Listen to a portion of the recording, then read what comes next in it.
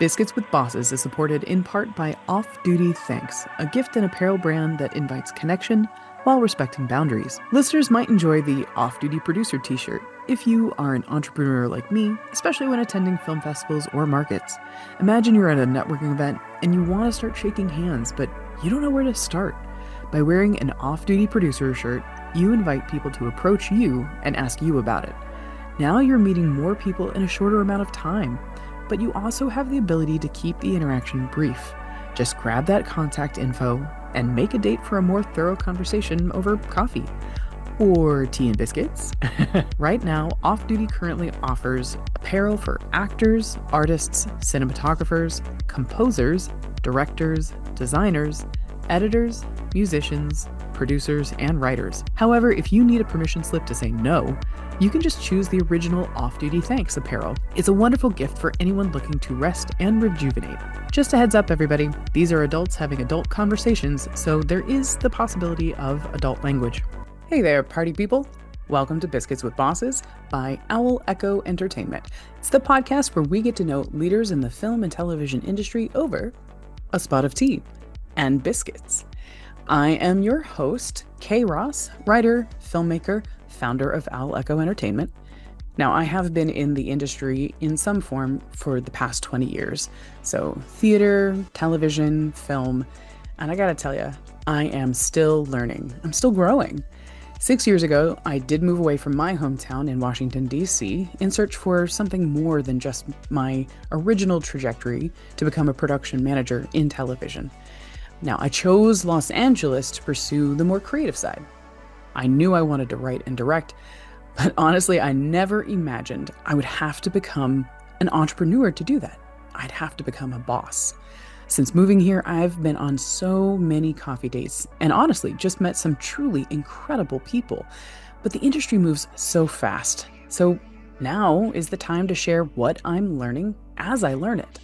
And I want to get to know the leaders in the industry the only way I know how. Ted Lasso style. Now, every week we chat with a new guest who is an active influence in the media industry. We get to see the human side behind the role.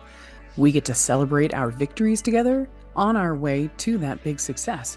And we get to explore what we can do to elevate how we do business, inside and out. So this podcast is intended for professionals in the entertainment industry, but also fellow entrepreneurs. We want to learn from each other.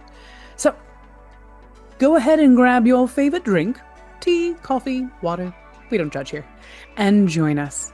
Now, we would love to actually hear from you. So if you have anything you're celebrating, feel free to let us know. If you have any questions for our guests, just leave it in the comments below. Aha, there we are. Hi, happy Friday, and welcome back. This is now day 4 of Mental Health Awareness Month. And in celebration, we're having Biscuits with Bosses. Yes, this is a live broadcast podcast where we get to know leaders in the film and television industry over a spot of tea. In fact, yeah, my spot of tea comes with a bit of Wonder Woman today. And then, of course, we give ourselves a chance to dive a little deeper to ponder how can we elevate the future of filmmaking. Now, I'm your host, Rockin' Casual Friday, as you can tell with my leather jacket. Kay Ross, writer, producer, founder of Owl Echo Entertainment. Joining me today is, drumroll please, filmmaker, producer, co-founder of the Dark Red Film Festival out of New Mexico. One of my new favorite friends, Tabitha McDonald. Everybody, welcome, Tabitha. Thank you. I'm also right. enjoying tea today, so that's exciting. I was gonna say, show me that tea. What kind of tea do you how do you take it? Man, I have an endless love for tea, so I don't know that I have a favorite, but today I'm doing like a lavender chamomile. I'm always like a 2 tea bag person though. So Yeah. and yeah, I'm like really proud of this mug that I have. It says, "Look at you Look at producing you. films and shit." I'm like, yes, thank you. Thank you. Sometimes I need the reminder, you know? Yeah, man. I love that. Like a little co-pilot. Yeah. That's so great. Yeah. And 2 bags. Yes. feel like that says everything you need to know. Chamomile for calming, but double the Double strength. the strength. But I also go the other direction with like the caffeinated ones. It's like, okay, Earl Grey, like let's do 2 or 3 bags on that too. I like it to be potent. Yeah. Man, Earl Grey, that's strong stuff too. Yeah. Whew. I think Earl Grey is my Uh, favorite caffeinated tea. So mm. I think we'll say that today. All right, mental note. I feel like you've got some like Captain Picard energy going on. That's actually how I found out about Earl Grey. I was like, I wonder what that tastes like. Ugh. It's It's it's not for everyone. it is not for everyone. Great admiration for people who can drink it. It's Yeah. totally not my thing. Yeah. Um, yeah, my default is Irish breakfast, which is just like a Classic. hair off from British breakfast. Yeah. It's a little more floral. Yes. Um, and so it is my favorite. Uh, and I don't ever really put two and two together that it has caffeine until Hmm. I try to drink it at night. And then I'm Oh, like, yeah, oh. no. No, it's not the ideal scenario. Right? Yeah. All right. So you've got your tea. I Hmm. love the mug, by the way. Thank you. If you were to have a little treat with your tea, what's Mm. your like your top three tea treats? My top three tea treats. I feel like toast and jam, though it's classic, is like a go-to. It's like I love a good sourdough toast with strawberry jam. Mm. Um, I'm a bread person, even though I like actually rarely eat bread. I dearly love bread, like dearly. My second pick would probably be like a croissant, depending on what tea. If I was doing like an Earl Oh. Grey tea, I would do an almond croissant because I feel like that goes really well together. But just love a croissant in general. Um, yeah, what would my third one be? Maybe just like a good like shortbread cookie because Mm. cookies kind of go with any kind of tea. So Mm-hmm. Mm-hmm. yeah. Proper tea biscuit. Love it. Yes. Yes. Love a Uh, shortbread. for the record, Hmm. whenever you come back, you like come out to LA again, we're gonna have a croissant off. Love it. I'm all in. You didn't have to say anything else. Say less. Um, and I love when people have that preference because there are so many places in LA. You'd think with Mhm. everybody who is trying to have like a very focused diet, I'm gonna call it that, Yeah. that there would be less pastry places. Nah, We're all there are secretly eating the pastries, though. all the pastries. We're just not telling people we're eating the pastries. Yeah, yeah. Yeah. Um, or as Alana, she's the rugby player during Uh-huh. the Olympics that like blew up. Yeah. And I love her and I adore her. And I love Yes. when she shows what she eats, including, yeah, I'm gonna have carbs. I'm an athlete. You have I to have have to have carbs to be carbs. an athlete. Amen. But Oh yeah, croissant man. off. I'm all about it. Like bread, butter, like come on. Right. Uh, especially Yeah. the almond. Great choice. Yes. Great choice. Thank you. Uh, I won't mention that I absolutely have a bit of sourdough and jam with me right now. So when you said that, I Yes. was like, yes. Yeah. Um, Speak my what, language. right? Do you have a favorite like flavor jam? Because that is also a Mm. point of contention for some people. I'm like my go-to is strawberry just because you can always find strawberry. It's delicious. It's better than grape. I know. Don't come at me. Like grape is meh. Um Don't come at me. there are like very strong opinions on like strawberry versus grape for some reason. I don't know. I really love like fig preserves though. Like you can't find them very often, but I do love like a Ooh, fig preserve on like a sourdough or a rye. Like, come on. Yeah. that's good stuff. Yeah. Um, if you get a chance, so what Mm. I'm having is strawberry, because you're right, really great classic. And Yeah. I don't even think there is a competition with grape. Grape is fine. Yeah. I just think it's meant for when you're a child because it Yes. feels it just no flavor, just sweet, you Yeah. know? It's just sugar. It's just sugar. Um, but Trader Joe's actually makes a really great low sugar strawberry preserve, Ooh. which I adore because then it's more about the strawberry flavor and Yeah, less and you about the got the sugar. texture. Like, yeah, Yeah, it's good stuff. love that. Cheers to Trader Joe's. Totally not sponsoring this episode, but still, But if they want thanks for being here. to. Look, I'm always open to sponsorships. Feel free to drop us information at info@alecho. We're open. uh, before you pull out the deck, I did want a proper, I'm gonna call it Ted Lasso-esque getting to know you question because I'm always down to talk food and tea, like at all times, pretty much. Um, and I know kind of pre-show we started talking about like we're both come from a production background, and it's so easy in production to actually get to know people during your break because when you stop and get food, when you stop and get drinks, like it's just kind of a natural progression. Yep. Um, but I feel like we often talk about food and don't talk about a lot else. So, in the spirit of Ted Lasso, first concert, best concert. First concert, best concert. First concert that I like recall, and I think I mostly recall it because I just like went by myself as like an adult. And like, you don't really go to concerts by yourself, or at least people don't think about that. But my first concert was Shiny Toy Guns in Oklahoma City, like 2008, maybe. Was a blast. You can go to a Shiny Toy Guns concert and not have to be with people because everybody's just dancing and it's great. Um, Last concert and like honestly, like the best concert I think I've ever been to was Queens of the Stone Age came through Albuquerque last summer, and my Ooh. God, mind-blowing show. Like just like rock at its like purest form. Like so good. It's like I think the key to a really great concert is like really charismatic person on stage, whether the music is like great or not. But like you put charisma and great music. It's like, yeah, that's a show. I'm like, man, I really want to see them again, but I also like don't want to be disappointed the second time I see them, you know?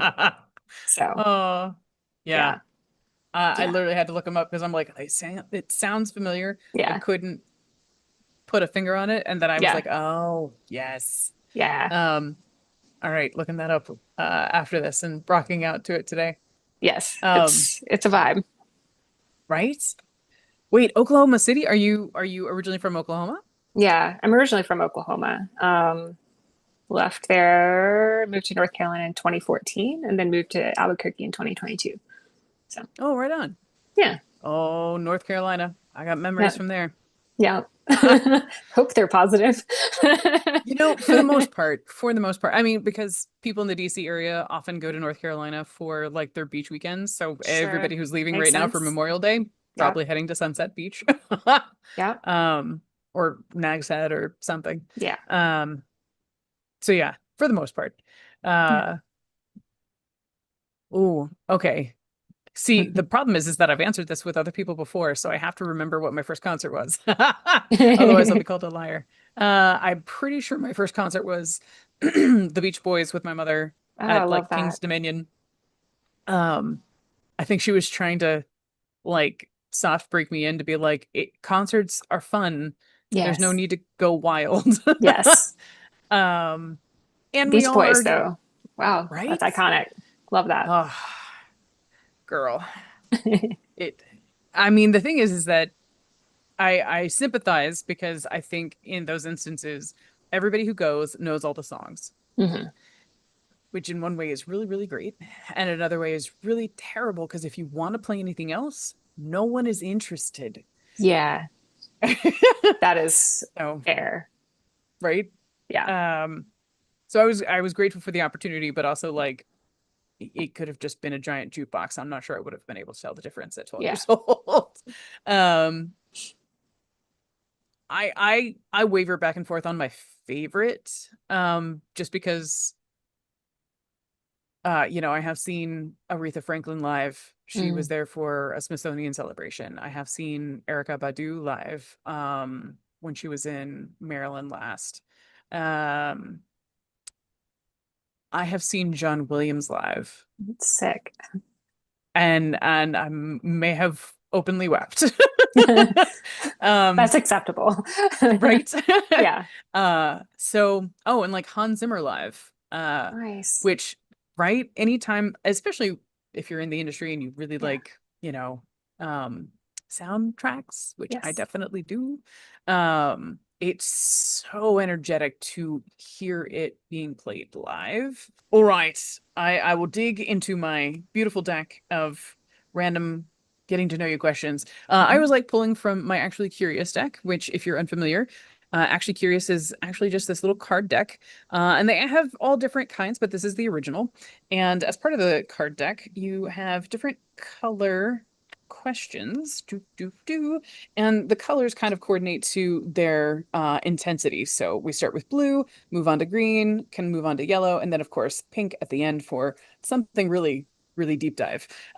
But as a getting to know you, I usually like to stick to either blue or green. So, Tabitha, since you are our special guest today, I leave you the choice. Would you like to wade in the shallow pool of blue or go a little deeper with green? Yeah, let's do green. Why not? Yes. I always knew you were a brave soul. And bravery is questionable, but I just, you know, like I making a mean, you were, decision. but that's again, kudos, truly kudos that you're like doing the thing. Like your mug is reminding you that you're like doing really awesome Yeah. stuff. And you just showed why you were able to do that awesome stuff, right? You made a choice, Yeah. Sometimes you just have to make a choice. right? So 1 through 5, which number would you like? Two. 2 it is.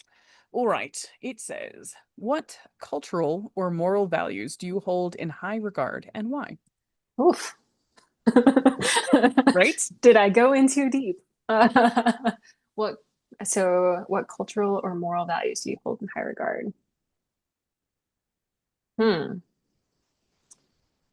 It's a tougher one for like someone that like takes a minute to process sometimes. Hmm. Um, And I feel okay. like as you're processing, Yes. because one of the things that I've recognized as we've done this format a few times now is that in traditional podcasts, we usually dive straight into like, tell me about your origin story, right? Right. Um, and I feel like when we do our victory round next, that's kind of what I would like to hear is like, tell us a little bit about what it is you do, how you got here, and then that gives us context for your victory. And the victory is usually just like within this past week or even the last couple of days, because sometimes I can't remember what happened on Monday when we're talking on Friday. So just to give you the ability to kind of on ramp that Mhm. answer, you can also talk a little bit about what it is you do, or Sure. how it is you got here. And it may actually kind of lead you into, oh, maybe I do value that thing. Well, I feel like I talk about my values with my therapist a lot, so this should be an easy question. And yet Cheers here to I am. therapists. Yes, cheers to therapy. Um, but like I do think like I find myself immediately thinking like, okay, like what are my values like within my work? Because I am constantly like immersed in my work, for better or for worse. And something that's like been coming up for me a lot lately within that I do think is like very strongly tied to my values is like having compassion and having grace for people with where they're at. Like I think that's a big piece of what I'm striving for as far as like what I'm putting out into the world, but also like if we're going to be in this industry in a sustainable way, like you kind of have to give yourself grace and give other people grace. And so that's a big one that's like on my mind a lot lately. And did it, I don't remember exactly how the question was framed, but did it give a specific like number or was it just Mm-mm. generally speaking? Okay. It just says, what cultural or moral Mm-hmm. values do you hold in high regard and why? Mm-hmm. And then like one that comes up for my husband and I a lot on film sets specifically is gratitude.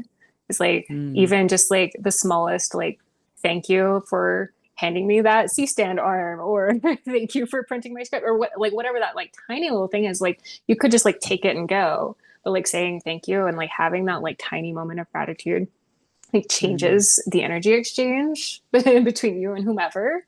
And if you are Yeah. keeping that going, then the set will innately be better.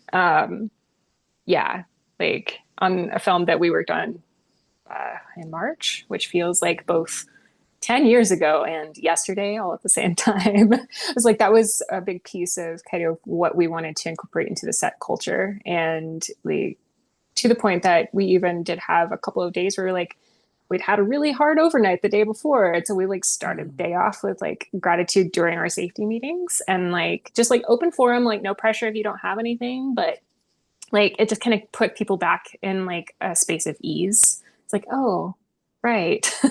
Like I'm grateful to be creating. I'm grateful to what, whatever it is. So gratitude is like a big one. Gratitude and grace slash sometimes compassion. I don't think that they're exactly interchangeable, but I think that they're both words that are pretty present with me these days. Mm. Yeah. I love that. I absolutely hope.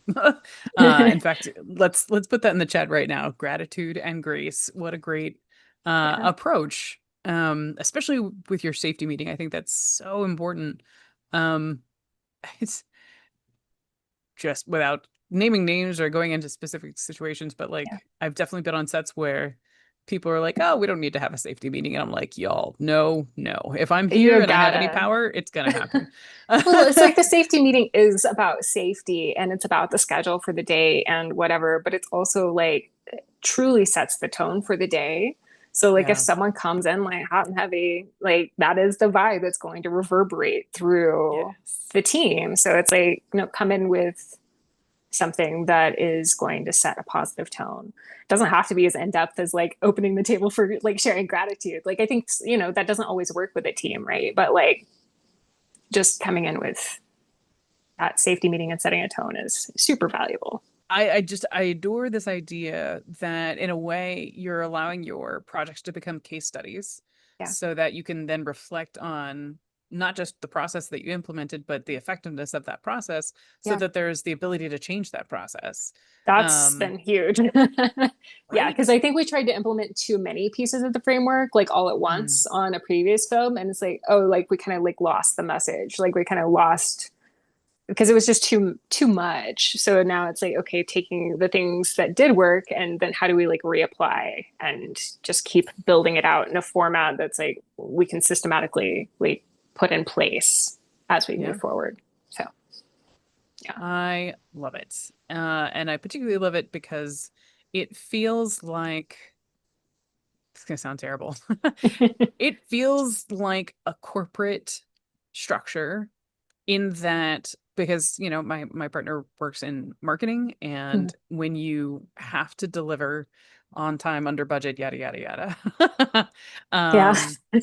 that part of what it forces you to do is know your process just as well as you know your product. Sure. um and I think sometimes the request of, especially in film where there's just this huge grind, Mhm. as opposed to television where you're allowed to kind of pace yourself out, that the grind demands the project, that the end result justify everything else. um and the truth is that I think most companies that are trying to get films plural made they have to take a little bit of extra time to figure out what their process is so that they're Mhm. not burning out their creatives on the way to the next project. Amen. Um, you know what I mean? So I love that you're focusing on the process because it helps everyone win. Yes. Um, you know what? Not even a victory round, but still a hearty cheers. Truly. Cheers. Mm. Before I forget, because it's Mm. only fair, what cultural or moral values do you hold in high regard and why?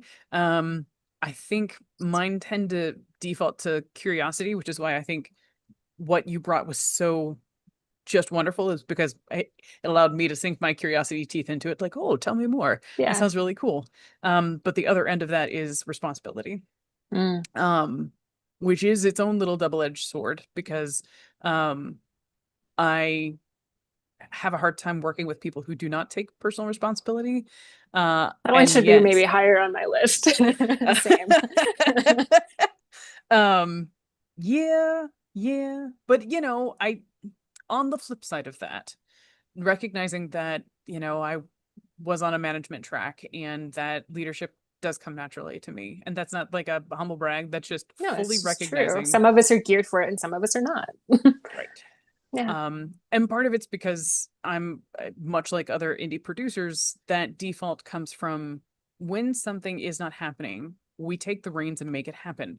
And at some point, someone goes, I can do that. And you're like, oh, great, here. Yeah. Like, I will happily delegate it to you. Yeah. But in the absence of people to delegate it to, it will simply get done. Yes. Um, so I appreciate people who take responsibility because it allows me to relinquish responsibility.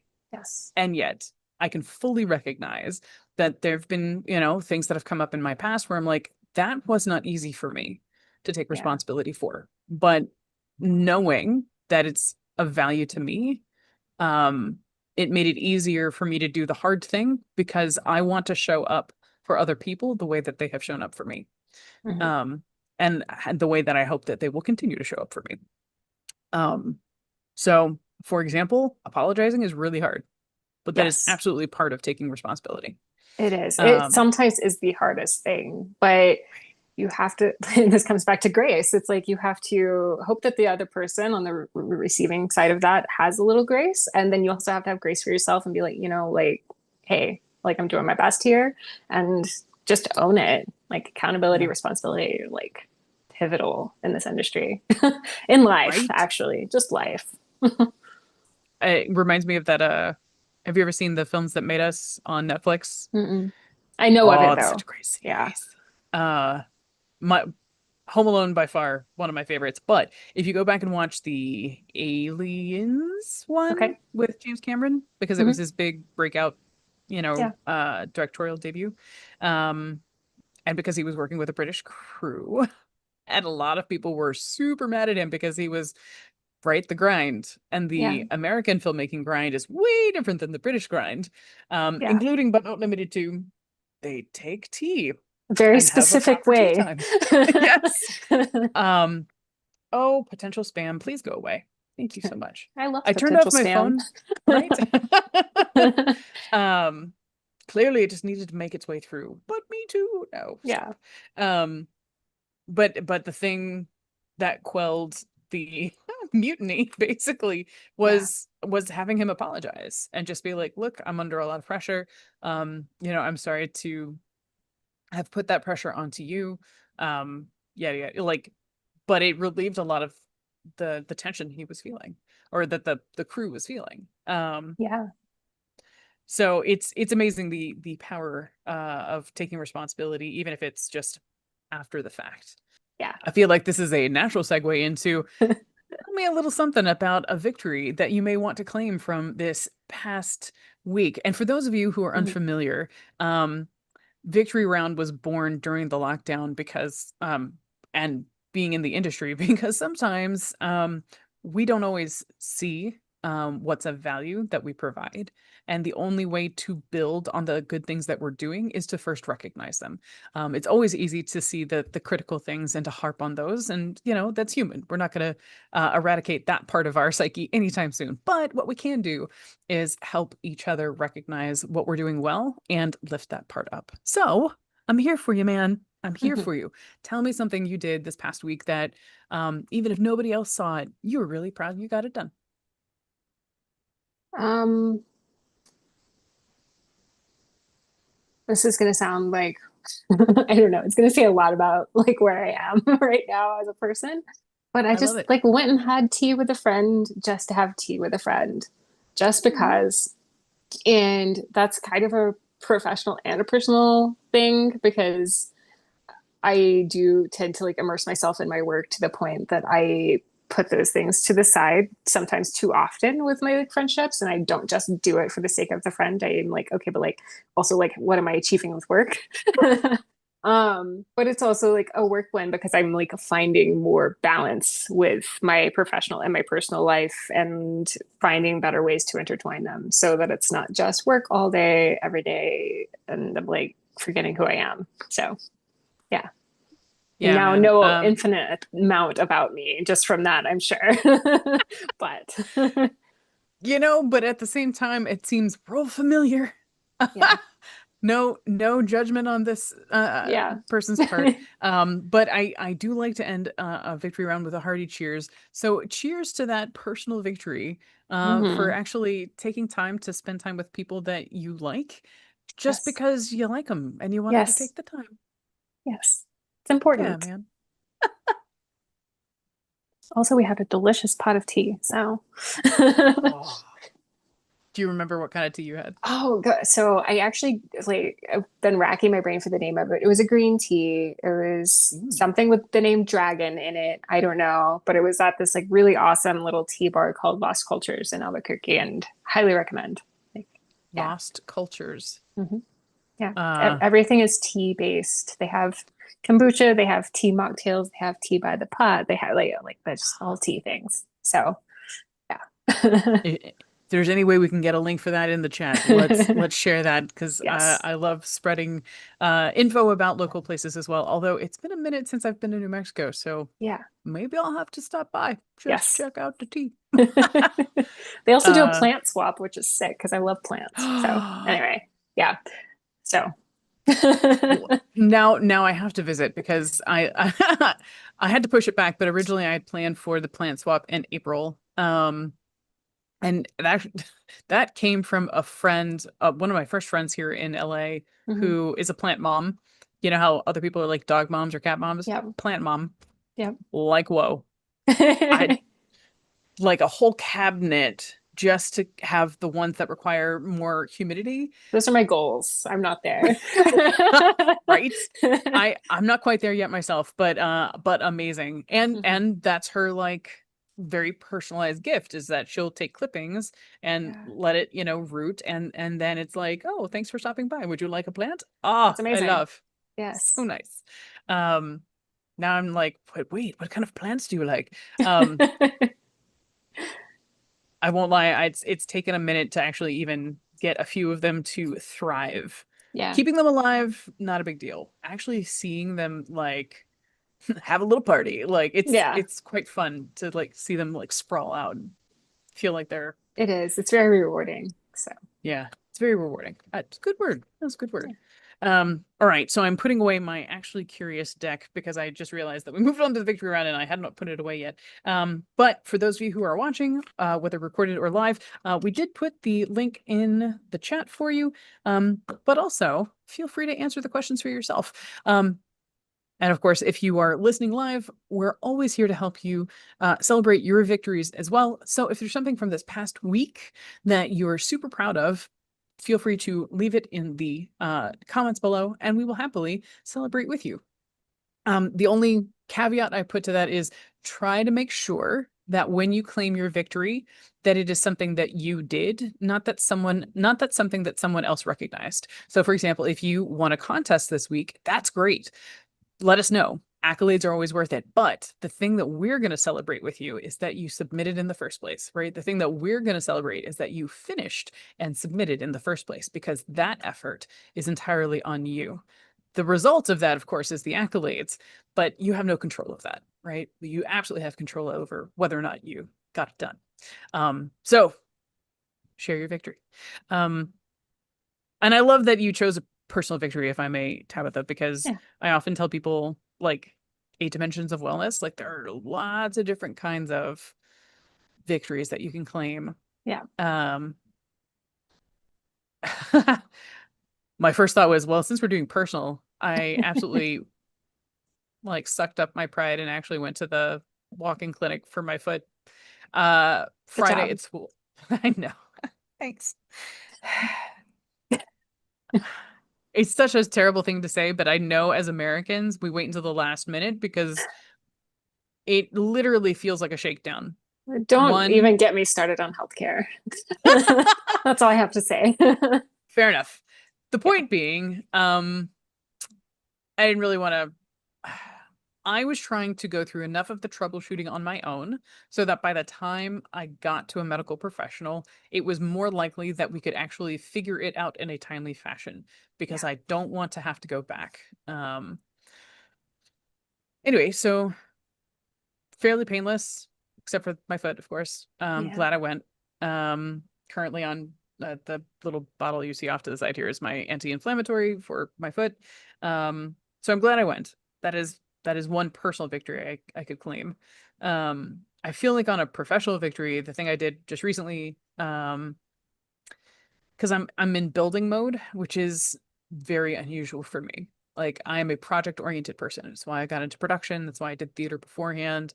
Um, and it's part of it is because without an established team, it's hard for me to feel safe to stay, right? Because in theater, what happens is you have the same team in multiple productions, as opposed to film, where you may not have the same team, but you still Yeah. have different productions. Um, so the safer way to approach those situations sometimes really is like, I'm going to have this one role where I just come in and do my thing, right? Like casting or pitch decks or whatever. And then Yeah. I can easily go, I'm out. um, so building mode for me is really hard. Um, so one of the things I started doing to continue to build what we're doing here within Biscuits with Bosses is actually develop the victory round as a like written um digital asset. um because it's a really great idea and I want to make sure people actually have the ability to duplicate it in their own lives. Um and it gives me the ability to both have something for free, which as a business, I need something for free in order to keep the back and forth going. And then also have something that's a paid digital product, because I'm sure you know this by now, but like service-based anything is a really risky business. Yep. If you want to keep your lights on, find a way to sell a product. Yep. Full stop. So that's that I literally sat down for hours yesterday to see how, because I, after years of writing blogs and articles, and scripts, of course, like I can crank out 2,000 words in a day pretty easily. Then that's like NaNoWriMo level stuff. Now it depends on what the subject matter is. It may take me a few days to gather enough information to crank out the 2,000 words. Sure. But when I sit down and focus, I can crank it out. And I did 2,500 words. I was real proud. Yeah. You should be proud. Thanks, Also, man. yeah, building mode is hard, so keep it up. But I understand. Hey, Yeah. thanks so much. All right, for the hearty cheers. Mm, thank you for that, though. Mhm. If for nothing else, the confirmation that building mode is hard. Building mode is hard. Yeah. I think it's the glue that keeps projects together and makes it more than just projects, right? You're actually Hmm. in a company now. So I feel like I want to segue into Hmm. the I'm going to call it the meat of the meat and potatoes of Biscuits with Bosses, because one of the reasons I specifically wanted you to come onto the show is because when we talked last, I just loved your intentionality behind trying to be there for your crew and trying to be there for really anyone that worked for you so that they could show up as their best in order for you and your project to, deliver your best. Um, anyway, so when you said you were focusing on your own kind of mental health and ensuring your like work life balance, my first thought was like, oh yes, please, because we need you to be at your best so that you can continue to like fight for those battles for other people to have their moment too and their balance. So if you what to whatever level you feel comfortable, like Mhm. what has the journey been like as an entrepreneur, um and with all the things that you juggle, like to be there for other people and kind of take accountability for their mental health, Mhm. and then the cycle of also checking in with your own mental health. Yeah. Well, it started about 3 years ago. I like was like, oh no. I don't know. It's like this constant like ebb and flow and evolution of self-awareness. um, because like yes, that's a part of like my like how I want to be like in my work in film is like I want to be able to, whether it's like solo or with a team, like build spaces where people feel confident and comfortable and safe and like all of the positive adjectives and things, right? Like, like that's what I'm like constantly striving for.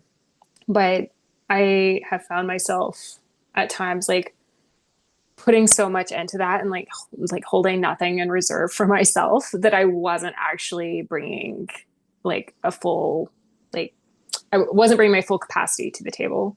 So whether that's like across projects because like maybe I'd taken on too many things and therefore wasn't able to, you know, give within each of those buckets as much as I want to, or like even like for myself, like I'm like, oh wait, like who am I? Who actually am I?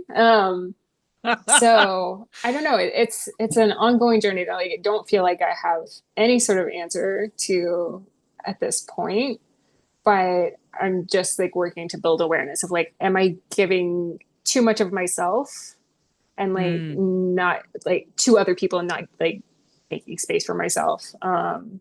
Because yeah. like it's a strange dynamic to be able to like be like put everything into like creating those spaces for other people and then like but like wait wait, oh, I'm over here by myself. Like, and it's like, how does that happen? I'm not like, I haven't really clearly like figured out how to like break that cycle every time. I don't know. Yeah. So long story short, I don't have any answers or any real clarity on it, except that I'm just like trying to build self-awareness, which I think is a piece of it.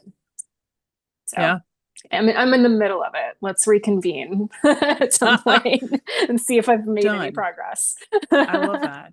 Yeah. Um, which I feel like naturally goes into the question I wanted to know, which is, girl, how do you balance being both a filmmaker with your own production Hmm. company and doing your projects and a freaking film festival? Because, like, first off, I Yeah. would love to know, like, is there a conflict of interest of being a production company and running a film festival? I feel like yes, but tell me how you keep those divided. Yeah. And then how do you keep those plates spinning? Because, oh my God. I mean, I'm not gonna say it's been easy because it's like, yeah, they both take up a lot of space, right? I mean, the film festival, like people think of a film festival as like a once a year event that may have some like, ancillary things throughout the year, but it's like a once a year thing. But like I am working on it all year. Like I'm like building sponsorships. I'm like making sure that like we have a judge panel to like watch all of the films that are coming in. And like I'm like coordinating the event side of it. And like there's just so much that yeah, like even 6 months out, like I'm like it's almost a full-time job in its own Oh, right. I So bet. thankfully I have a partner to share that with. Um, but then like balancing that with the production side of things, which like as far as the two like coexisting, there hasn't been any like direct conflict of interest between the two as far as like what kind of work I'm doing because a lot of the things that I like focus on in production are not related in any way, shape, or form to the type of things that like we focus on with the film festival. But Mm. time wise, it definitely stretches me a little thin, just because they're both very large endeavors. So Mm. yeah, I mean, the film festival is like an ongoing conversation of like, how do we bring more people from the community in to help support it? Because the first 3 years of it, it's been just myself and my husband and like our social media manager, like behind like the nuts and bolts of it. I mean, like we bring on like a judging panel and things like that, but those are like kind of like little pockets and they don't support the like actual like creation and event side of it. They're just to like make sure that like we have quality control. So yeah. Like this year we're bringing on like people to help with sponsorship coordination, and we're expanding our social media team a little bit. So that's like like more evenly balanced. But again, that kind of like learning by making mistakes and like realizing like, oh, this isn't working anymore. Like I don't have any energy left. So yeah. I did want to ask because I know you've got several projects going on. Mhm. those things that are keeping you busy. With our last few minutes, tell us a little bit about the projects you've got going on that are taking up the other part of your time other than this film festival. The other part of my time. Yeah, so the film festival for sure. I have a film that's actually about to premiere in LA and New York. Ooh. Uh, I don't remember the dates exactly, but I can we will put those in the chat. It's called Sunlight. It's written and directed by and starring Nina Conti, who is a fantastic comedian and ventriloquist. So if you want to see a wild comedy with a monkey as the lead, I highly recommend. So yeah, it's going to be in New York and LA in a couple weeks, I think. So that's happening. I was producer on that. And then I have two films in post-production. One is called Whistle Downwind, which is a queer drama that takes place in North Carolina. And we just sent out some test screeners to a few people to just start that process, but hopefully we will have everything wrapped by the end of the summer. I have a film called The Virgins, which is a like modern folk horror that is also in post-production. So that is slated to be wrapped up in September and move into the festival circuit, etc. Um, I have a graphic novel that is not film related that is starting production right now. The illustrator is like putting together character concepts right now, which is so exciting. And then we're gonna start like actually like mapping things out in a couple weeks. That's based Yes. on a screenplay of my husband Mason's called Decomposer that we both have just kind of had this inkling for a while that it feels like it would also be a really great graphic novel. So we just decided to just like dive in. But we have a really great team behind that. So we're working with an illustrator based out of Edinburgh named Ollie Jones, who makes like just incredible artwork. And then a couple of other folks for the creative direction of it. So that's happening. And then I'm in production on a documentary about landrace chili in New Mexico. So New Mexico is the land of chili peppers, in case you didn't know. And I'm working on a documentary with director Armand Cole called Through the Desert, and we're in production on that this summer. It's about chili peppers that are indigenously grown chilies, and there's different varieties, and they're starting to go extinct due to a lot of different factors, everything from farmers and generational transition of younger farmers not taking over to the current water crisis of the area. So yeah, that's a Wow. really interesting documentary. I'm really excited to be a part of. But, yeah, Yeah, man. so I'm Oh, busy. that's incredible. Yeah. Yeah, you are. You know what? I love that the graphic novel is part of your lineup though, because I have Yeah. been singing its praises forever, which is that if you are looking for other ways to sustainably um, kind of keep the engine going of your production company, find a way to have a lower level entry of your original work, which can include comic book, graphic novel. Yes. Um, Which I you didn't know, even put those two things together at first. I was just like, oh, I just really feel like I love graphic novels. Like the shelf behind me, like I have a whole collection of graphic novels. And I was just like, this is just like such a visual story. And like, I don't want to like wait until I get all the financing together for this to see it. Like, I want it to come to life yeah, now. So, how do we do that? But, yeah, yeah. man. But yes, it is Okay. a great entry point. All right. I feel like I've stolen enough of your time. Um, if you had any parting words for anyone in the Hmm. industry, especially for mental health awareness, any final words of wisdom or advice that you would give to those listening? um, words of wisdom. I have like kind of two sides to that. It's like don't forget about yourself in the process. It's like, Mm. cultivate community outside of film. I think that's actually kind of important.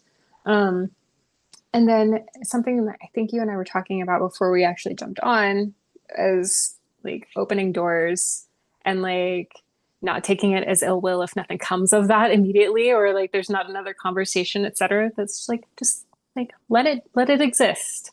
without taking it personally or feeling like there's anything there. Just like open the door and just like it'll be there when you need it. It'll be there when it's supposed to be there. And I think that like moving through the film world with that mentality has been really beneficial to me. It's like I'm able to build more friendships and connections and just like be there when someone needs me and they need to come back to that door or vice versa. So, Yeah. yeah. Ah, I love that. Cheers to that as a parting word. And right before Memorial Day weekend, mind you. So hopefully it's Yeah. also really great advice. Right before having some time off. Amen. Cheers, my friends. And thank you so much for joining us today.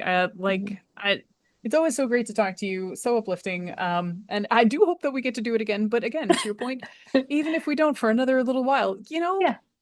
that's okay because I still hold you right here. So, Same. Same. aw, Thanks for doing this. This was great. yeah, man. All right, for those of you who are listening and you are hoping to join us next week, we'll be joined by Stephanie Moore, producer, but also the founder of Gemini Tech. She actually started an app that is specifically built for those who are in production. So for those of you who already do your scheduling and your budgeting, but you need a way to quickly communicate with your crew, based on your Yep, my brain has completely shut down. That thing that you send people, call sheet. Whew. All sheets. Basically, call sheets, yeah. She's developed an app that helps to keep everybody together during production in a much cleaner way, which is so exciting to hear more about how people are finding, especially in the indie space, are finding a way to kind of create infrastructures so that we can continue being successful. So stay tuned. We'll see you next Friday with Stephanie Moore. And yeah, keep having a day. Bye, hun. Bye. And just fair warning, just because breaking character for a moment. The only way I know to stop the live is also to stop the Zoom. So when everything goes, just know that everything will go at the same time. Thanks for tuning in to this week's episode. Wherever you're listening from, make sure you like, subscribe, and leave us a review. It really does help. This episode is brought to you by Off Duty Thanks, a gift and apparel brand that invites connection while respecting boundaries. Wear your hat, hoodie, or t-shirt about town or to those oh so important networking events. Check out the different off-duty versions at offdutythanks.shop. And be sure to grab something for your favorite friend in the film, television, or media industry. Today's episode was also made possible by Owl Echo Entertainment. You can learn more about them and their production work at owlecho.com. Head over to owlecho.com to see what we've got coming up.